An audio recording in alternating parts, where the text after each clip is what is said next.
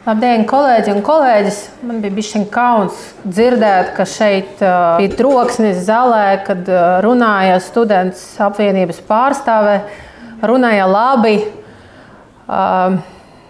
Tā ir mūsu nākotne.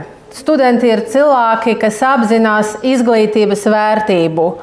Un šobrīd ir tādi laiki, kad visur un visādi cenšas izaudzināt neizglītotu paudzi, droši vien tāpēc, ka tā neizglītota paudze būs visādas reklāmas labs patērētājs, gan ekonomisks, gan politisks. Varēs viņam vienkārši viegli iebārot jebko.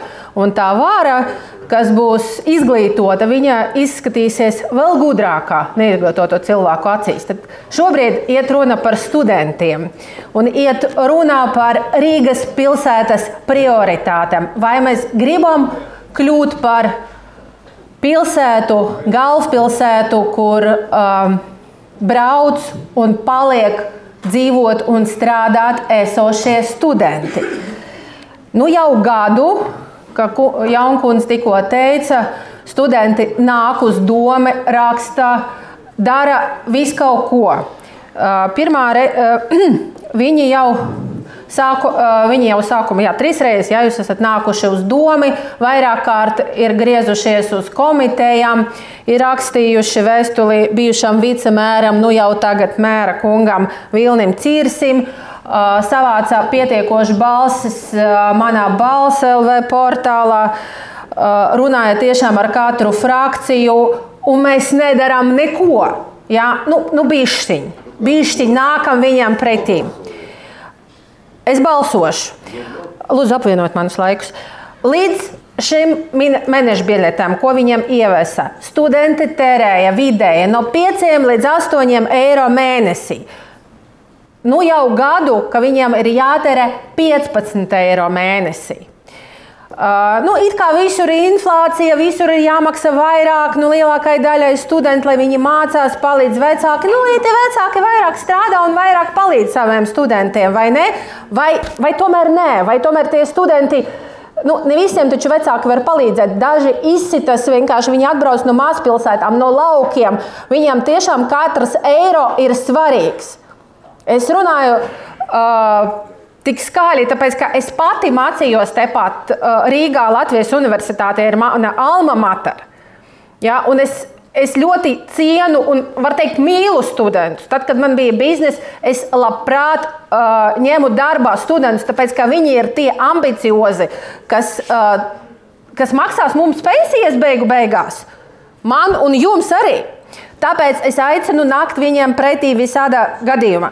Šobrīd notiek pārdale par labu strādājošiem pensionāriem. Man nav nekas pretīm pensionāriem, jo tikko pieminēju, ka mēs ar jums kādreiz arī kļūsim par tiem pašiem pensionāriem. Bet es uzskatu, ka ir jāsāk ar studentiem, tāpēc, lai viņi paliktu Rīgā. Jau vairākus gadus pēc kārtas. Katru gadu Rīga zaudē vidēji 10 000 iedzīvotājus. Ja, Valmierā bišķiņ pāri pa 20 000. Tad reizi 2 gados mēs zaudējam Valmieru. Vai mēs varam turpināt atļauties dzīvot tādā pašā garā? Rīga vienkārši izmirs.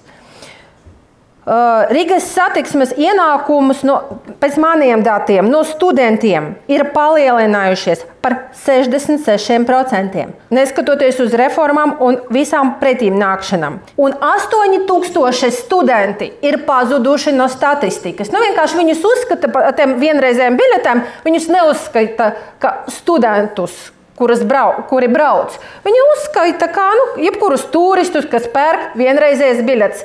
Līdz ar to mums nav pareizas statistikas. Inosas kundze laipni teica, ka studenti var braukāt cik vien grib, bet viņi negrib braukt cik vien grib.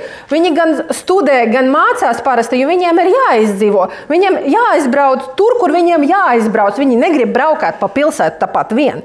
Viņiem vajadzīgas tās pašas pa 30 centiem vienreizējas biļetes. Bet tas ir minimums, ko viņiem vajag.